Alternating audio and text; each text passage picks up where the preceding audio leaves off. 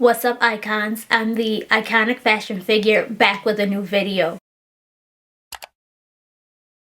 So today, let's talk Cyber Monday. Our big holiday weekend is coming up soon, and I did a video similar to this, just getting you guys prepped for the holiday season. But we're going to talk specifically Cyber Monday because most of you have your businesses online. So that'll be your biggest day of the year. Some of you may be deciding to just run the same promotion that you're running on Black Friday if you are participating in Black Friday. Some of you may switch it up. So if you do decide to run the same promotion as Black Friday, make sure you just continue to market your promotion so people know that is extended to Cyber Monday. Maybe you'll do it the entire weekend. Maybe you'll do it Friday, have the weekend off to catch up on orders to ship out, and then run it again on Monday. That's completely up to you. My recommendation for some of you that are new businesses, you may want to extend your sale past Cyber Monday. It technically works for everyone because, as you can see, a lot of these big corporations have been running their promotions since October, and a lot of them are the same that they're gonna run on Black Friday. Walmart is doing theirs on Wednesday instead of on Black Friday. They've been doing it all month pretty much, and a little in October. So as a new business or a small business in general, I recommend extending your sale. And the reason I say that is because a lot of the consumers, when they think about Black Friday or Cyber Monday, they immediately go to the corporations like Walmart and Amazon because they're trying to make sure to get all those electronics that they want that are on sale. So they may forget about us smaller businesses because they're focused on those bigger stores. But if you extend your sale another day or two, once they're done shopping those bigger stores, they'll then come to you. I've even seen where some smaller businesses will extend their sale for the entire week. So that allows people the entire week to,